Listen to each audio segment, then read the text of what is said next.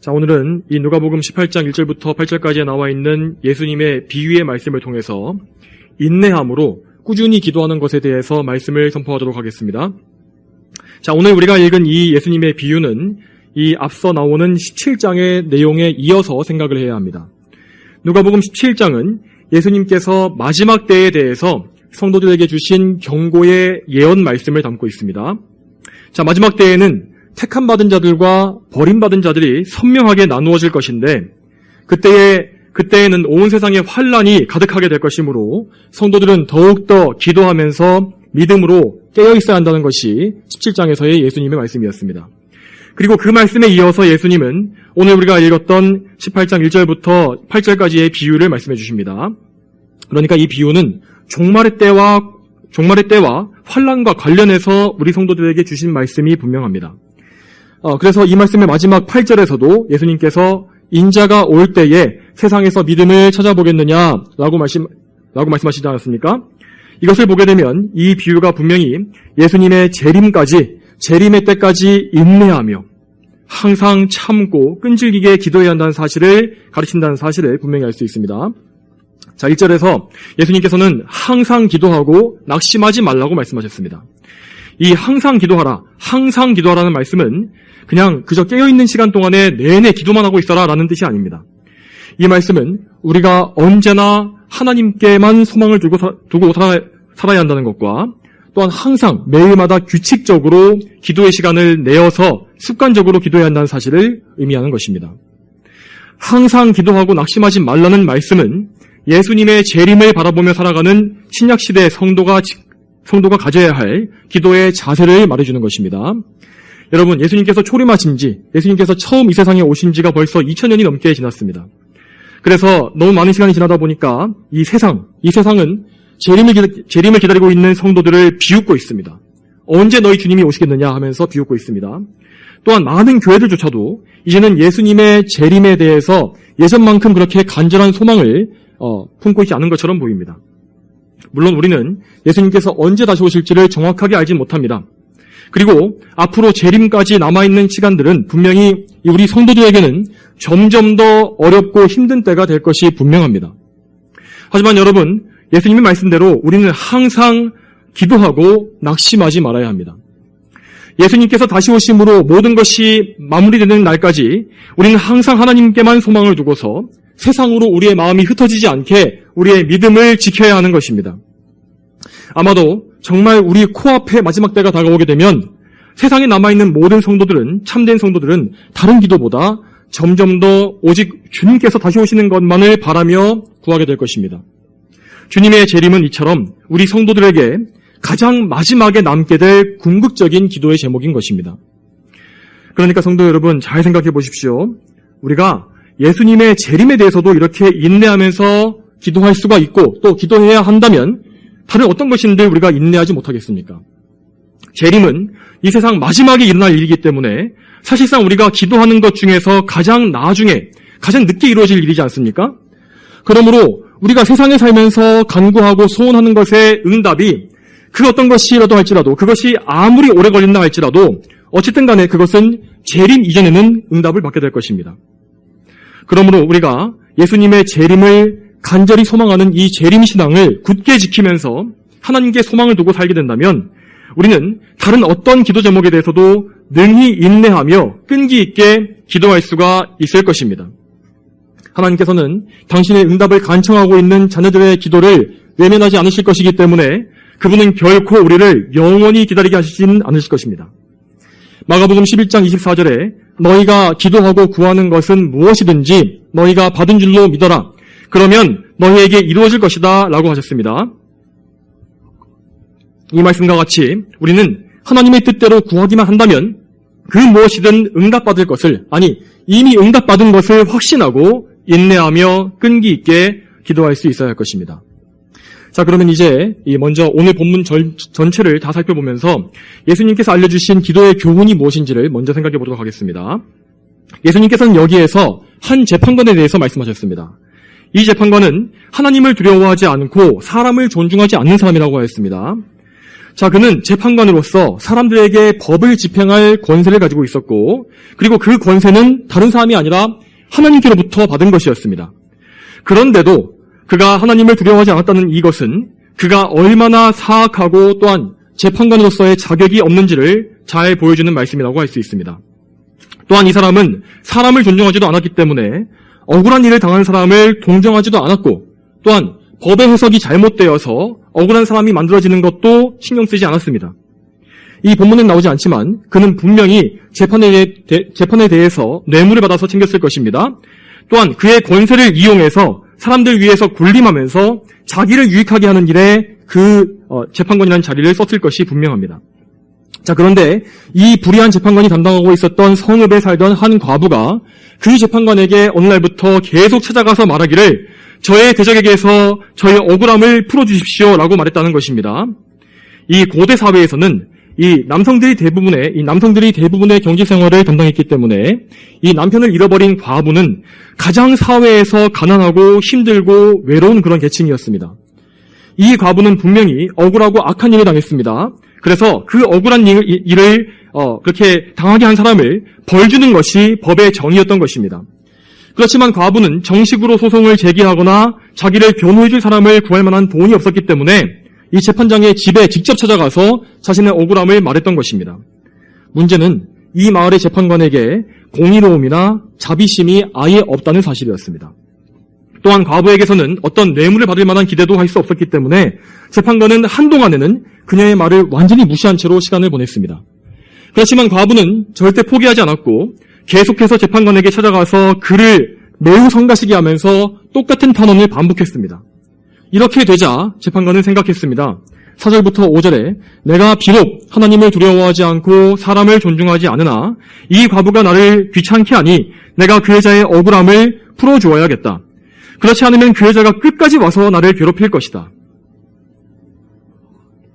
이 사람은 자기 자신이 말했던 대로 그런 것처럼 하나님과 사람을 신경 쓰지 않는 사람이었습니다. 그렇지만 반대로 자기 자신은 정말 끔찍이도 사랑하는 사람이었습니다. 그래서 그는 그 자신을 위해서 또 성가시고 귀찮은 문제를 더 이상 겪지 않으려는 그 목적으로 그 여자의 억울함을 풀어주어야겠다고 생각했던 것입니다. 이렇게 돼서 이 과부는 자기의 탄원에 대한 응답을 받았고 억울함을 풀게 되었던 것입니다. 예수님은 이 재판관의 생각, 이 말을 잘 들어보라고 하시면서 이렇게 말씀하십니다. 7절과 8절에 하나님께서 자신에게 밤낮 부르짖는 택하신 자들의 억울함을 풀어주지 않고 그들을 오래 버려두시겠느냐. 내가 너희에게 말하니 하나님께서 그들의 억울함을 속히 풀어주실 것이다. 우리는 예수님의 이 말씀을 정말 귀 기울여 들어야 합니다. 예수님께서 저 악한 재판관을 하나님과 비교하는 이 비유에 등장시키신 이유는 그가 하나님과 비슷해서가 아닙니다. 그가 오히려 하나님과 완벽하게 상반되는 정말 나쁜 재판관이었기 때문입니다. 이 악한 재판관과는 다르게 하나님께서는 완전히 공의로우시고 사랑과 자비가 무한하신 재판관이십니다. 그분은 우리가 하나님께 탄원하기도 이전에 이미 우리의 사정을 다 아시고 또한 이미 그 전에 선악간의 모든 것을 완벽하게 판단하시는 공의로우신 재판관이십니다. 또한 하나님은 절대 죄악을 덮어놓고 간과하시는 그런 불의한 분이 아니십니다. 죄에 대해서는 반드시 그 대가를 요구하시는 것이 하나님의 공의입니다. 그러므로 우리가 만일 어떤 악인에게 해를 당하거나 마귀의 시험을 당할 때에 그런 불의한 일을 당할 때에 그분의 공의를 구하게 되면 하나님은 반드시 우리의 마음을 평안케 하시며 악에 대한 공의로운 판결을 내려주실 것입니다. 설령 우리가 이 땅에 사는 동안에 악인들이 심판받는 것을 보지 못할 수도 있습니다. 그렇지만 심판주이신 예수님께서 오셨을 때에 그 심판주 앞에서 악인들은 결코 도망가거나 변명하지 못할 것입니다. 그들이 장차 당하게 될 엄중한 심판은 너무나 무섭고 엄청난 것이기 때문에 이 세상에서 그들이 살면서 회개하지 않고 뻔뻔스럽게 떵떵거리며 살았던 그 세월이 정말 허무하고 아무 의미 없게 보일 정도일 것입니다. 그러므로 우리는 항상 하나님께서 그분의 공의로 이 땅의 악을 모두 심판해 주시고 또한 악인들은 회개하게 해달라고 기도해야 할 것입니다. 또한 여러분, 하나님은 사랑과 자비가 풍성하시기 때문에 우리를 항상 불쌍히 여기십니다. 하나님은 우리를 결코 멸시하거나 혹은 차갑고 냉랭하게 대하시는 분이 아니십니다. 우리가 그분께 나아가서 간절히 구하고 눈물을 흘릴 때 하나님은 참으로 언제나 우리를 향해서 마음이 움직이시는, 마음이 동하시는 은혜의 하나님이십니다. 그러므로 우리는 하나님의 무한한 은혜와 이 사랑에 의지함으로써 끈기 있게 기도할 그 동기를 찾을 수가 있는 것입니다. 여러분 항상 기도하십시오. 먼저는 불의한 우리에게 사랑을 베푸신 하나님의 은혜에, 그 은혜에 감사의 기도를 항상 올리시기 바랍니다. 공의의 하나님께서 우리를 심판하지 아니하시고 받아주실 수 있는 유일한 이유는 죄인인 우리들에 대한 하나님의 공의가, 그 공의가 예수 그리스도 안에서 이미 만족되었기 때문입니다. 예수 그리스도는 하나님의 사랑과 공의, 이 두 가지를 함께 이루시기 위한 하나님의 놀라운 지혜입니다. 그러므로 기도할 때 우리는 오직 예수님을 통해서 죄인인 우리가 의롭다고 여김받으며 하나님께 나아갈 수 있다는 이 진리, 이 사실을 굳게 믿어야 합니다. 그리고 또한 우리에게 예수님을 보내주신 하나님의 사랑 역시 항상 감사하면서 그 사랑에 대해서 신뢰해야 합니다. 그러한 믿음이 있어야만 우리는 기도를 꾸준히 할 수 있으며 인내하면서 기도를 포기하고 싶은 유혹을 이겨낼 수가 있는 것입니다. 자, 오늘 이 비유에서 예수님은 우리가 이 과부와 같이 포기하지 않고 끈질기게 기도할 것을 우리에게 명하고 계십니다. 자, 여러분, 그러면 우리가 이처럼 인내하며 끈질기게 기도해야 할 이유가 무엇일까요? 왜 하나님께서는 그냥 모든 기도를 단번에 응답해 주시지 않고 우리에게 인내하게 하시는 것일까요? 자, 물론 하나님께서는 전능하신 분이시기 때문에 우리의 모든 기도를 그냥 즉시 응답해 주실 수 있는 분이십니다. 사실 그분은 우리의 삶에서 일어난 모든 일들, 모든 사건들을 다 이미 그분께서 미리 정하신 것이기 때문에 우리가 뭔가를 간청하기도 전에 모든 것을 다 완벽하게 채워주실 수 있는 그런 분이십니다. 하지만 여러분, 만일 하나님께서 그렇게 모든 것을 다 채워주시는 방향으로만 우리를 인도하시게 된다면 우리는 이 땅에 살지 못할 것입니다. 이 땅에는 완벽한 것이나 완성이 없기 때문입니다. 그렇게 되면 모든 성도들은 예수님을 믿어서 구원받는 즉시 이 세상을 떠나서 천국에 들어가야 하지 않겠습니까? 자, 여러분, 하나님께서 기뻐하시는 것, 하나님께서 우리 성도들에게 기뻐하시고 원하시는 뜻은 우리가 거듭난 이후에도 하나님께서 정하신 우리의 인생 동안, 이 기간 동안 이 세상에 살면서 죄와 싸우고 점점 더 거룩해지며 하나님을 경외하게 되는 것, 그것입니다. 그러므로 우리가 끈질기게 기도해야 하는 이유, 인내로 믿어야 하는 그 이유는 무엇보다 하나님께서 그것을 기뻐하시기 때문입니다. 우리가 하나님께 기도할 수 있는 이유는 오직 그분께서 우리를 구원해 주셨기 때문입니다, 여러분.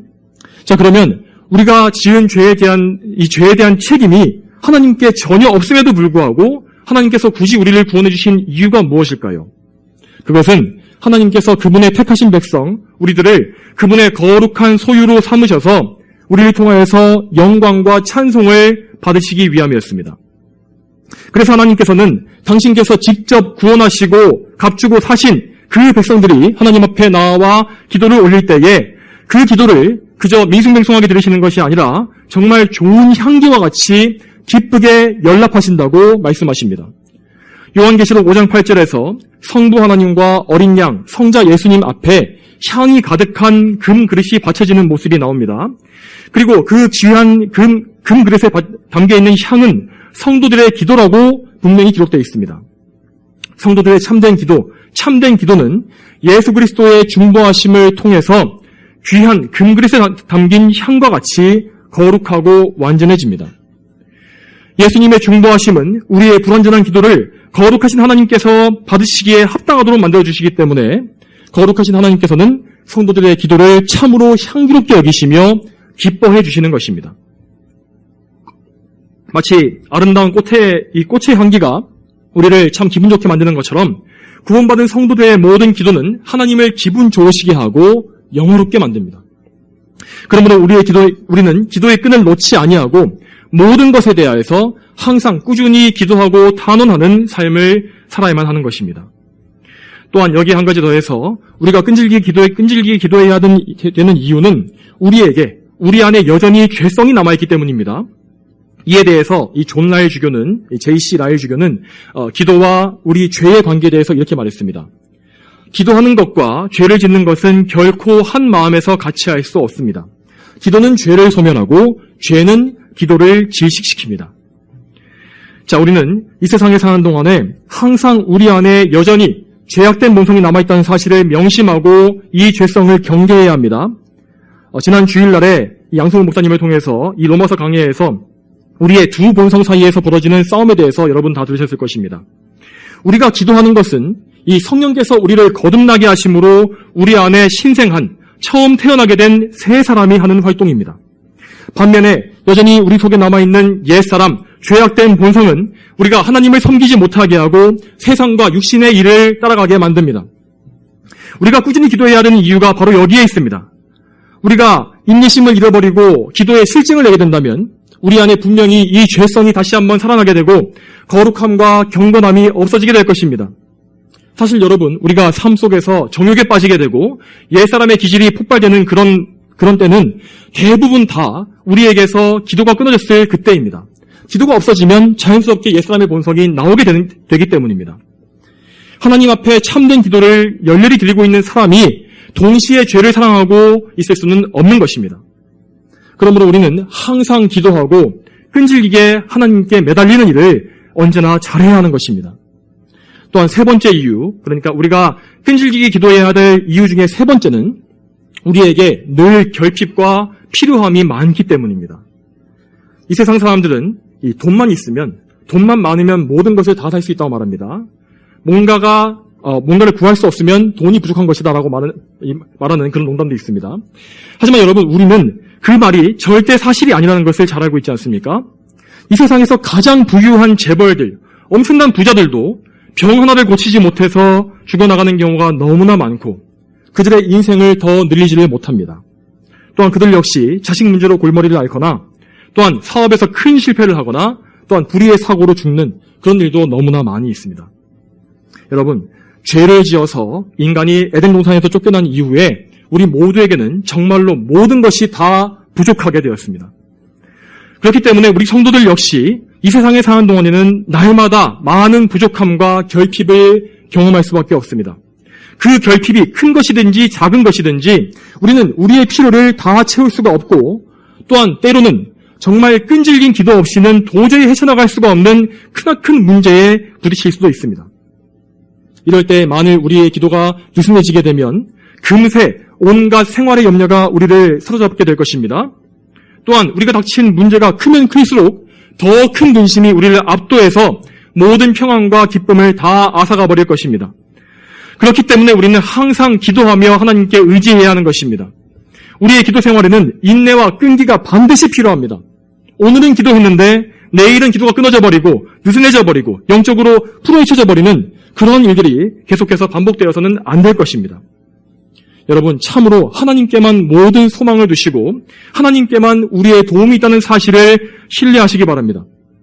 자신의 모든 것을 하나님께 의뢰하는 사람은 항상 하나님 안에서 만족을 누릴 수 있을 것이고 또한 그분께서 직접 공급하시는 모든 것들로서 풍성한 감사가 넘치게 될 것입니다. 여러분, 그러면 우리가 인내하며 이렇게 끈질기게 기도 생활을 해나갈 때에 얻을 수 있는 유익은 또 무엇이 있을까요? 자, 먼저 우리는 첫 번째 유익으로서 끈질긴 기도 생활을 통해서 영적으로 단련되며 더욱더 거룩한 성도가 될 수가 있습니다. 물론 인내하며 기도하는 과정은 대단히 힘들고 어렵습니다. 그렇지만 이 고생은 그저 헛고생이 아닙니다. 헛된 고생이 아니라 정말로 선한 목적을 가지시고서 하나님께서 직접 주시는 훈련의 과정인 것입니다. 하나님께서 만약 우리를 인내하게 하시고 또한 끈질기게 기도할 수밖에 없는 상황에 몰아넣으신다면 그것은 우리가 하나님께서 주시는 시험의 과정을 통과하고 있는 것이라고 봐도 좋습니다. 이 시험은 마귀의 유혹, 마귀의 이 시험과 달리 우리를 선하게 연단하시고 성장하게 하시려는 이 선한 시험, 하나님의 그 시험입니다. 여러분, 마치 이 세상의 시험, 모든 시험들의 이 정해진 시험 기간이나 시간이 있듯이 하나님께서 주시는 시험과 연단도 그분께서 정하신 때와 기간이 반드시 있습니다. 우리가 하나님의 섭리에 순종하면서 또한 믿음으로 그 기간을 기도하면서 인내한다면 우리는 반드시 그 기간이 끝난 이후에는 영적으로 한층 더 성장하게 되고 더욱더 성숙한 믿음을 가지게 될 것입니다.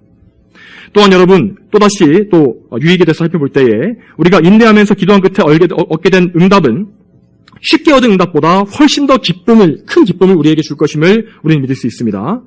이 잠언 13장 12절에 소망이 늦어지면 마음이 상하지만 성취된 소원은 생명나무이다 라고 말씀하셨습니다. 이 말씀에 따르면 오랜 시간 기도한 응답을 받았을 때 우리는 생명나무 열매를 먹는 것과 같은 기쁨을 누리게 된다는 것입니다. 이것이 무슨 의미입니까? 이 생명나무라는 것은 요한계시록에 예언되어 있는 천국에 있는 나무입니다. 이 잠언 말씀에 나와 있는 이 생명나무라는 것은 우리가 영원한 천국에 들어가서 누리게 될 기쁨을 상징하고 있는 것입니다. 자, 여러분, 인내하며 기도하는 것은 정말 대단히 힘들고 마음을 상하게 만드는 일이기는 합니다. 그렇지만 하나님께 이렇게 끈질기게 매달린 후에 그렇게 그 과정을 거치고서 소망이 성취된다면 우리는 참으로 하나님께서 우리와 함께 하신다는 그 사실을 어느 때보다 더 명확하게 알게 될 것입니다. 우린 이렇게 하나님의 도우심과 임재하심을 경험하게 될 때에 그때에 장차 천국에서 우리가 그분과 함께 누리게 될 영원한 그 기쁨을 지상에서도 조금은 맛볼 수 있을 것입니다. 그러므로 잠언의 말씀은 이 성취된 소원, 이것을 가리켜서 생명나무라고 부르는 것입니다. 또한 여러분, 우리는 끈기 있는 기도를 통해서 앞으로 우리에게 다가오게 될 시련 가운데 또한 보호를 받게 될 것입니다. 요한계시록 3장 10절에 우리 예수님께서는 이 환난 중에 있는 성도들에게, 특히 빌라델비아 교회 사람들에게 이렇게 말씀하셨습니다. 네가 나의 인내의 말을 지켰으니 나도 너를 지키어 땅에 있는 자들을 시험하기 위하여 온 세상에 임할 시험의 때를 면하게 하겠다. 여러분, 우리가 앞으로 얼마나 큰 시련을 당하게 될지는 모르지만 이 세상은 분명히 점점 더 죄악이 가득해지고 또한 교회를 핍박하는 시대로 흘러가게 될 것입니다. 그래서 오늘 본문에서도 예수님께서 그러나 인자가 올 때에 세상에서 믿음을 찾아보겠느냐라고 말씀하신 것입니다. 예수님께서 다시 오실 때에 그때는 정말 참된 믿음을 찾아보기 힘들 만큼 정말 세상이 극한 타락과 성도들에 대한 핍박으로 가득 차게 될 것입니다. 그러므로 지금 아직 환난이 닥치지 않은 이때에 비교적 작은 어려움을 당하고 그 안에서 인내하고 기도하는 것은 장차 올 더 큰 환난을 대비할 훈련이라고 우리는 볼 수 있는 것입니다. 우리가 이렇게 삶의 모든 상황 속에서 인내하며 하나님을 붙잡는다면 장차 이 세상에 더욱더 큰 시험의 때가 임할 때에도 하나님께서는 그때에도 우리를 보호해 주셔서 그 시험 중에서 우리가 해를 당하지 않도록 보호해 주실 것입니다. 그리고 그렇게 끝까지 인내해서 하나님을 붙잡았던 그런 믿음의 성도들은 마침내 승리하게 될 것이고 저 천국에 올라가서 안식하게 될 것입니다. 요한계시록 14장 12절에 성도들의 인내가 여기 있으니 그들은 하나님의 계명들과 예수님께 대한 믿음을 지키는 자들이다 하였고, 이어서 13절에는 그들의 수고를 끝내고 안식할 것이니 그들의 행위가 그들을 따를 것이기 때문이다 라고 하셨습니다. 여러분, 우리가 마침내 승리해서 천국에 들어가게 되면 거기에서는 더 이상 수고도 없을 것이고 한숨과 탄식도 없을 것입니다. 거기에서는 더 이상 인내해야 될 필요도 없을 것입니다. 그곳에서 우리는 하나님을 완전히 사랑하면서 아무 죄나 방해 없이 완벽하게 사랑하면서 우리 주 예수님과 함께 영원한 기쁨과 복락, 영광을 누리게 될 것입니다. 그러므로 우리가 지금 세상에서 겪고 있는 잠깐의 고난과 인내는 결코 길거나 영원한 것이 아닙니다. 우리가 앞으로 누리게 될 영원한 삶에 비하면 지금의 어려움은 정말 잠깐일 뿐입니다. 저 천국의 큰 영광은 이 세상의 모든 인내와 수고를 다 잊어버리게 만들 만큼 너무나 크고 놀라울 것입니다. 그러므로 성도 여러분, 오늘도 계속해서 이 소망을 바라보시면서 꾸준히 인내하며 기도하기를 힘쓰시기 바랍니다.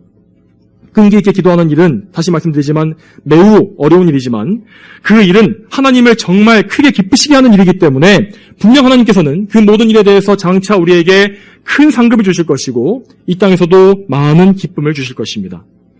여러분이 만일 기도하시는 중에 몸과 마음이 지치신다면 그 지친 것까지도 하나님께 다 아뢰시길 바랍니다. 제가 지쳤다고 하나님 저에게 힘을 달라고 기도하십시오. 그러면 하나님께서 여러분에게 새로운 힘을 주실 것이고 더욱더 기도할 수 있도록 능력과 은혜를 베풀어 주실 것입니다. 오늘도 우리 모두가 하나님께서 주시는 힘과 능력으로 이 시간에도 끈기 있게 기도하는 기도의 사람들이 되기를 축복합니다. 다 함께 기도하시겠습니다. 거룩하신 아버지 하나님, 오늘도 누가복음의 거룩한 말씀을 통하여서 우리가 인내로서 믿으며 또한 끈기 있게 기도해야 할 이유에 대해서 예수님께 말씀을 듣게 하시니 참으로 감사드립니다. 하나님 아버지, 참으로 저희가 이 거룩한 말씀을 하나님의 말씀으로 듣길 원하며 또한 저희의 마음속에 성령께서 역사하셔서 참으로 저희가 기도를 기뻐하고 끈기 있고 끈질기게 인내하며 기도할 수 있도록 도와주시기를 원합니다. 저희 평생에 저희가 기도하게 해주시옵소서. 저희가 언제나 기도하며 하나님을 붙잡게 해주시고 하나님께 모든 소망을 두며 하나님께로부터 우리의 모든 도움과 우리의 구원이 나온다는 사실을 믿음으로 의지하게 하여 주시옵소서. 오늘 기도하는 시간에도 저희와 함께 해주시기를 소망하며 예수님의 이름으로 기도 올립니다. 아멘.